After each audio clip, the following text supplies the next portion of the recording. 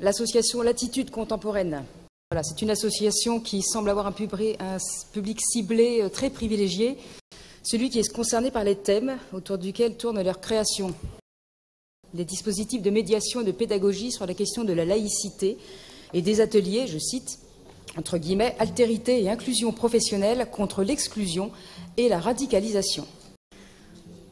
Le principe de lier radicalisation à une prétendue exclusion est proprement scandaleux. Il culpabilise les innocents, idéalise des individus potentiellement dangereux en les rêvant victimes de la société.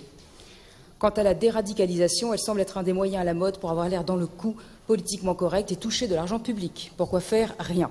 Comme l'a décrit Alain Marceau, qui est de votre chapelle ou de votre ex-chapelle, Monsieur le Président, la déradicalisation est la plus grosse escroquerie de la décennie.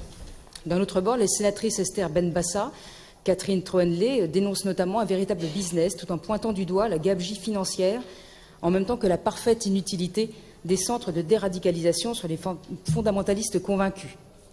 Je vous recommande par exemple le livre instructif de Julien Revial, je ne sais pas si vous connaissez, ancien employé dans une telle structure de déradicalisation, c'est difficile à dire, en Seine-Saint-Denis, cellule de déradicalisation chronique d'une désillusion. Prétendre lutter contre la radicalisation par le théâtre ou des ateliers culturels est illusoire. On peut regretter bien entendu que ça ne soit pas aussi simple, mais c'est ainsi. Sans être toujours une escroquerie financière, elle peut être tentée par des gens de bonne foi et des personnes généreuses. La déradicalisation est malheureusement toujours une escroquerie intellectuelle. Pour ce qui est de la compagnie Hendrik van der Zee, nous en avons assez, nous vous le disons franchement, de voir un certain milieu culturel militant obstinément pour le multiculturalisme et l'immigrationnisme.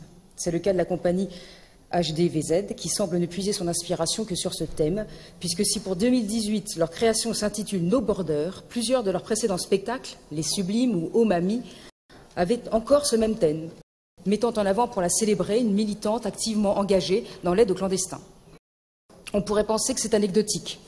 Qui connaît Gramsci sait qu'il n'en est rien.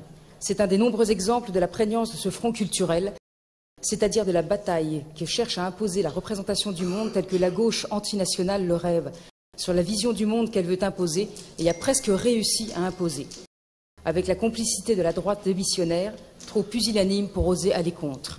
Le Front national refuse et a toujours refusé cette hégémonie. Je vous remercie.